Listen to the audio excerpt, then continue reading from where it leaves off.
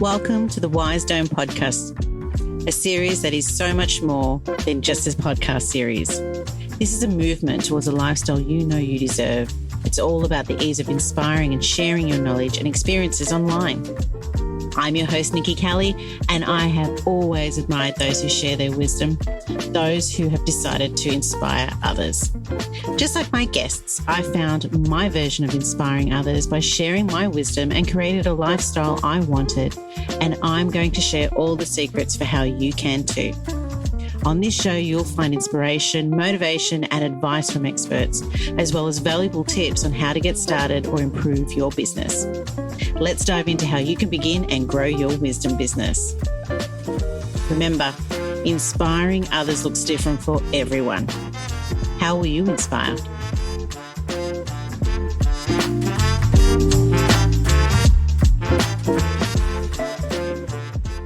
Welcome to the Wise Dome podcast series, Seona.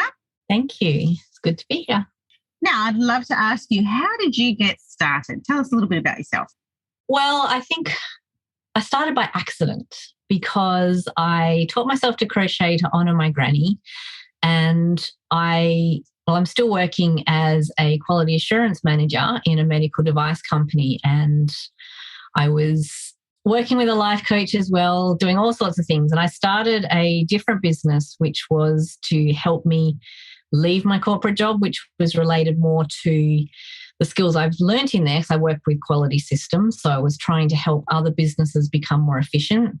And at the same time, I was taught myself crochet, and I was absolutely addicted to the craft. And I started to think of ways that I could create a passive income from that. So essentially writing patterns, because I found that whenever I was wanting to create something, I'd look for a pattern, couldn't find what I wanted, so I'd end up making it up myself anyway. So I thought, well, other people might be the same, so I'll just write them out. I'm used to writing procedures and documents, so I'll write them out, because I don't like how a lot of patterns are written either, so I write them differently. Yep. So it kind of started with that as generating a passive income, and it's kind of blown up from there. It's now I stopped the other business, and I'm now ready to build this one, because along the way as well, I discovered there's lots of crocheters that struggle with reading patterns. They don't know what to do with some of the stitches, how to make the stitches. They don't understand all the rules behind how things are created. So I started to look more towards trying to teach them as well. You mentioned like you were doing the training and, sort of helping people out and so forth. Was that the courses, the stitches courses and so forth, or was that something else? No, stitches courses, that's part of, I ended up developing that as part of the Hooked on Crochet Club as well. Right, okay, yep. So the first business, I called it Succeed with Seona, because I started that because people kept complaining to me about their workplace, and every time they're complaining, I'm thinking of how I could fix it. Yeah. But I had no way to go in and fix it. So I thought, I'll start this business, but I don't think my heart was really in it as much as it was with the crochet. So it never really take off. Yeah, yeah. Oh, that's awesome. So, and so you went into Honour Me, you've mentioned. Yeah, so Honouring ME. So I called it that. I was studying for my MBA at the time as well, and I was reading the entrepreneurship stuff. Like, I'm supposed to study all the strategies and things they teach you, but I kept reading all the examples of people that had gone into entrepreneurship. And I was so fascinated. I was just drawn to it. And like, as I was studying, I kept thinking of like a name for this business, and my granny's name, because I learned to honour her because I thought the craft was dying, and her name was Mabel Eileen. So she used Eileen.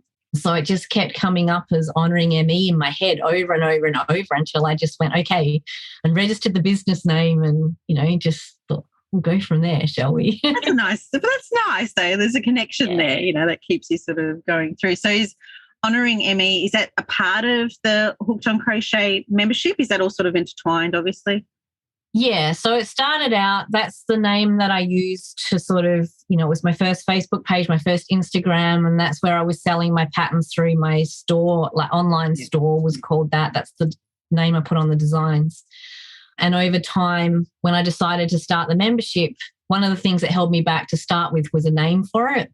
And, you want something catchy. And Hooked on Crochet Club just came to me. I claimed all the URLs and grabbed all of that before, I didn't want to miss out on it. But isn't that amazing? Some of our mind, some people, go opposite directions. Sort of, I'm exactly the same though. As soon as I come up with the name, I was like, check the URL, make sure it's all Yeah, and there was no Instagram page, there's no Facebook page with it. So I'm like, okay, this is mine. It's meant to be. It's meant to be yours, Exactly. all yours. Yeah. So when it came down to it, creating your wisdom business, what steps did you actually take to implement it all? I kind of just gradually did things. I started off with a blog because I thought that was, I actually find it very easy to write. I remember being back in year 6, we had these story cards that were at the back of the room. We had like creative writing lessons, and I would, I'd chew through those. Others would get a card and they'd spend a week on it, whereas I'd go through 2 in a lesson. So writing was something natural. So I think I just started with, the Facebook pages and the Instagram pages, and got a WordPress site and started a blog. And that's where I started to sell the patterns, sort of just build it up gradually as things, another idea came. I built on that. It was kind of a bit messy how it was put together.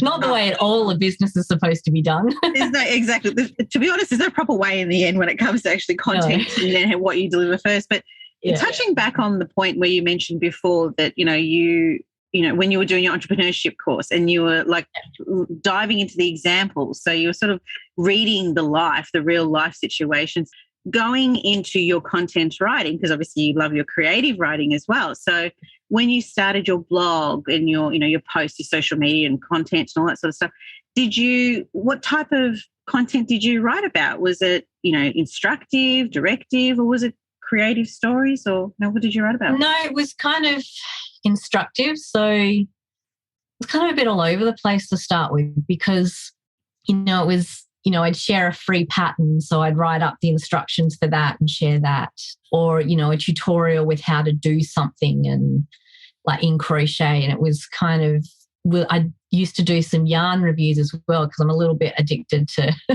yarn. So that's a side effect of getting addicted to crochet. You get addicted to the yarn as well. So it was kind of a little bit all over the place with things. I loved photography in school, and I quite enjoy doing that. I was actually that's probably more of where I started as well. I was doing a photo a day challenge. I had 3 of those that I was doing. And over time, they became more about crochet in my images with the daily prompts. And so I went from having a personal page to the business page, and, I'd just share progress of projects I was making and getting interest that way. It was more a show and tell, I think, to start with, especially on the social media. Yeah. And the blog, if I had an idea that came to me, I just write it. I don't hold back. Did you find there was any particular type of content that just grabbed people's attention? I'm not really very good at following the stats. So it was more just this is what I feel like. So this is what I'm going to give. Yeah.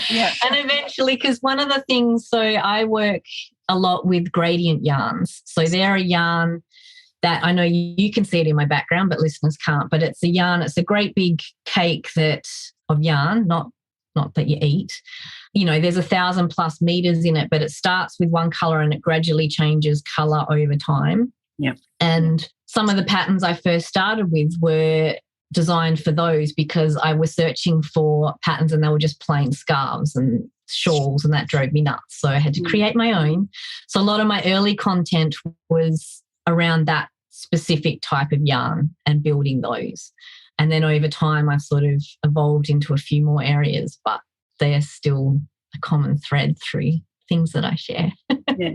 So you sort of stuck with a particular niche of information in that area of crocheting, which is lovely. So with respect to, you starting your, you have your membership going through, and people, you're building up your followership and everything like that.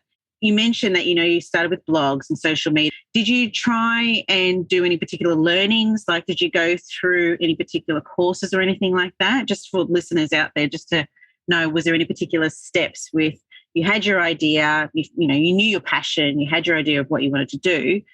Now it's going into the point of, let's get it out there. Not too many, because I tend to just do what I want.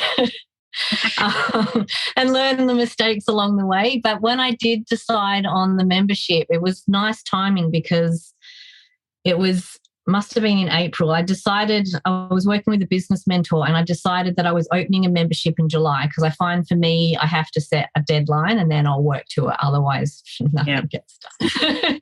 And Tribe is a membership course that's run by Stu McLaren, and that he runs it every April. And my mentor encouraged me to go into that. And it was, a lot of money, but I thought, okay, so I was probably one of the last people to sign up. Like in the last very last minute, hours. Yeah. Okay, I'll just commit to this because I know that I want to build a membership. That's where my future is. So I need to learn how best to do that. And I was super glad that I did because I'd already had ideas for how I was going to run it, right, and how I was not going to run it. And just doing that course helped me at least get concrete how I was going to structure the membership and how I was going to launch it and deliver it and maintain it over time. Because the thing with starting a membership is you kind of got to promise content every month or whatever time frame you decide. I decided monthly. So, yeah, I went from that. Yeah. But the course, I'm very, very glad that I did that course. Yeah, well, he's the king of memberships, isn't he? Well, definitely, yes. Well, no, that's really good to hear because, I guess some of our listeners out there may be questioning, okay, well, I don't know, I have this passion and I have this, I want to share this, wisdom, as we call it, out there with the world. And some people, sort of struggle with that momentum of where to start and then just keep the flow going through from there, but how to share it. And, I'd love to know when it came to actually doing a membership, actually creating a membership, you've gone through all the tech stuff and all that sort of thing, but deciding on how you're going to share your content in your membership, was that something that you just, a lot of people and smart people out there, we all reuse our content. They become great assets and, we recycle them. Did you do that when you actually started your membership, and did you sort of alter it in any particular way? To a certain extent I did, because I was running workshops locally. So I was doing that on a monthly basis as well. Didn't get a lot of participants each month, but, some were better than others. But what I would do with that, so the whole intent for that was to help people learn crochet and build on skills they might have. So for that workshop, I would create a small project that we could maybe not necessarily finish in that time that we were there, but at least get a good start on it. But I'd also provide a pattern for a larger project that used the exact same stitch design, but just on a larger scale. So I was already doing that sort of hands-on, and I ended up stopping that, but I used that idea to create my membership. So I knew I wanted to give them projects every month. I was already subscribed to 5 different subscription boxes for crochet, mostly for the yarn. And I knew that I didn't want to send anything physical. I wanted it to be online. So I knew that. I already had the WordPress site because I was doing my blog on that, and I had the online store. So I looked around at different things that I could host a membership on, and I let finance lead me a little bit to that. So I found one. I am kind of tech savvy as well, so I'm not scared of the tech. So I'm okay developing things myself. But I found Membership Pro. I ended up paying, there's a free version, but I ended up paying for the paid version. So I had the extra. I think it was because I wanted the extra payment options. So I built that into my website. But a lot of crocheters hang out on Facebook and Instagram. So I decided to do most of the hosting through Facebook. Mm-hmm. So I give weekly live tutorials as well. So the way the content's I sort of decided on what content I wanted to deliver, and then decided how best I could deliver that to people, and then tried to find the solution for that. So, I wanted a website that they could easily access things, and the way that I find easy to access. So I built the pages out on that, learning the tech as to how to make sure it was only members that could see it and not everyone in the world. Yeah. And then like even the Facebook groups, like I had some free groups, so I was, fairly familiar with that, but setting those up and knowing, I set it up with the group, like what are they? The guides now. They were something else before.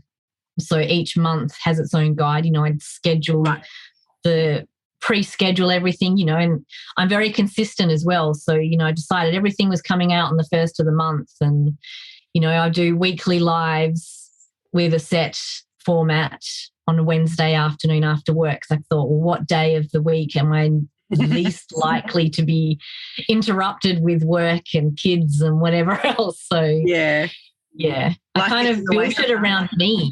Yeah. Well, that's good. Look, that's, when we're creating our own wisdom businesses, we're trying to strive for a particular lifestyle, aren't we? So we have to weave it around our own little personal needs and wants. But it's great to know how people plan out their days and their weeks when it comes to content creation, because I know the pain for so many people out there when it comes to, what content do I write up? And some people just don't realize that you can actually just recycle the content you have. Oh, yeah. And I love the fact that I think you mentioned in a previous sort of conversation we had where you said that you actually you send out a blog on a Thursday and then you actually go live on Instagram on the Saturday with that. Well, that's fantastic because the fact that you're actually just keeping consistent, like you said there, like with your content, that message is consistent and people can continually follow you and they see that journey of the message that you're passing on to them. So that's really good to hear. And it's so critical to know that you can just pass on content through any type of medium. And I have to ask you, obviously, yes, you've got a training background and so forth. So that confidence level of going live is there, I'm presuming. It's interesting seeing how many people who post and they question, I'm just so scared to take that step to do a live, and is there any advice that you can give to anyone that's sort of struggling with that? I think the biggest thing is we put most of the problem on ourselves because when it comes down to it, people don't care what we look like, what we say, how we say it. Exactly. And those that are drawn to you will come to you. And also to remember that when you're live, most people don't turn up live. So I talk to myself, essentially. I might ramble a fair bit when I'm on my live sometimes. I find it easier not to be scripted. Like I find if I have a full script, I don't feel like me. So I might put bullet points that I will refer to. Yeah. But I tend to forget that the other people are there on the other side of the camera. So you just ramble on. I do. And I do the same. And I think for some of my lives it's a little easier because I'm often teaching something that requires them to see my hands. The camera is above my hands, and I sometimes sit there worrying and I'm like, oh goodness, I didn't clean my fingernails very well, did I?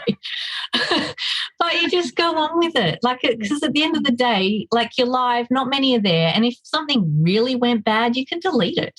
It doesn't stay there. Exactly. And you just got to do it, don't you? You just have to take that. Exactly. If you overthink it, you'll never get there.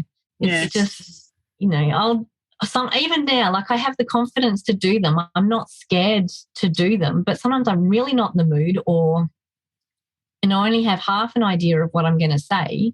But once you're on there, you kind of just forget everything else. And the more you do them, the easier it is. And even if it's just to, live to an Instagram story or something, I spent a year where I went live almost every single day.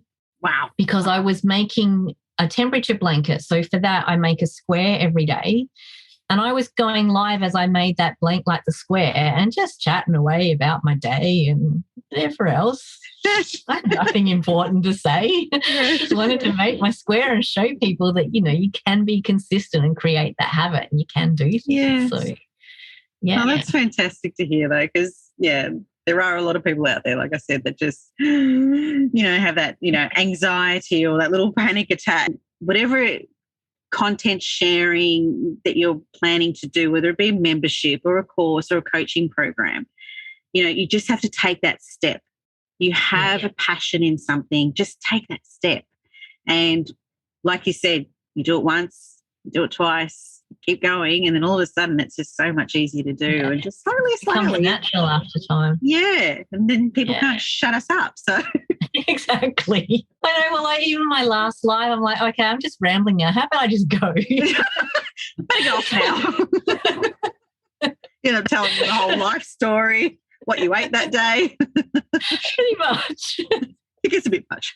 But it's connecting with them. So, I guess you're best known for your membership community and so forth. Why do you think people resonate with you and how you approach sharing with them? I think because I am open and I am honest. So that is one of my values. And like my learning, like my teaching style speaks to a lot of people because I don't just limit it to one thing. So, it's everything that I teach, I give as a picture, I give as a video, and I give in writing. So, whatever, I know I'm a mixed learning style. Like I learn from reading and doing. And occasionally I'll watch someone as well, just to, if there's something not quite there. So I think that's part of it. And like I'm intuitive into what people's problems are. So I'm in some groups and there's some common things that keep coming up. So I always try to address that. Like I know a lot of crocheters can't read patterns and I know why it is they can't read patterns. So it's listening and learning from them and then helping solve their problem. And I think that just draws them. And then, there's all the silly chit chat and whatever that goes with it that, yeah. Because a lot of crocheters, like I know for me, I don't know too many people personally that crochet. Like I know of lots of people, but they're not in my physical world. They're in my online world. Right. So I think it's creating that relationship as well with them that sort of, draws them. And not everyone's going to love you. Not everyone's going to like you. But those that do, they really do. Yeah. Well, on that point then, what do you see, I always love asking my guests, what legacy are you looking to leave, personal or business? Like I'd like to be known in the crochet world more than anything. There are some names out there that are big names and I'd like to be known as someone that has helped inspire and teach other crocheters. Yeah. Yeah, I don't really think too much about where I want to be. And I hope people think that I'm a good person. And I'm sure everyone will think of your name and smile. So don't worry about that. Now, is there any particular offer that you would like to share with our listeners today? Well, I do have a square a day challenge coming up. I actually run it 3 times a year. So February is my next one. Nice. So it starts running from the 14th to the 18th of February. People miss that, then there's more later in the year. But the idea of that, I've actually run it for a couple of years now. And originally it was to help people start creating a habit. I used to run it for 30 days. I now run it for 5 days because my main focus is to help people learn to read patterns and learn some new skills. So there's a new square each day. It's a totally free challenge, all run in the Facebook group. And so each square, they're from the clubhouse, but they're all ones that are designed to give, a different skill and a different challenge each day, but also help people learn as well. So hit the ground running, just, let's get this going, and then you just sort of let them continue on from there as they're going. So that's really good. I love challenges. They make you do it. They do. Do it. Get it done. Well, thank you so much, Seona, for your time today. I really appreciate our chat. It's been fabulous talking to you. Anyone who's looking to just have a quick little challenge that goes for about 5 days and tap into your creativity, you'll be able to click on the links below in our summary and follow those links, and be sure to subscribe as well to the Wise Dome podcast. And you'll also have information to connect through to Seona's membership as well, Hooked on Crochet. All right. Well, lovely chatting to you again, and see you around next time. Thanks for listening to the Wise Dome podcast. If you enjoyed and have been inspired by this episode and you'd like to support the podcast, do subscribe and please share it with others. Post about us on social media or leave a rating and review.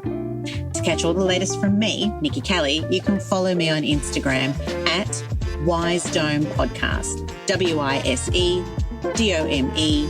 podcast. I'm Nikki Kelly. Thanks again, and we'll catch up next time.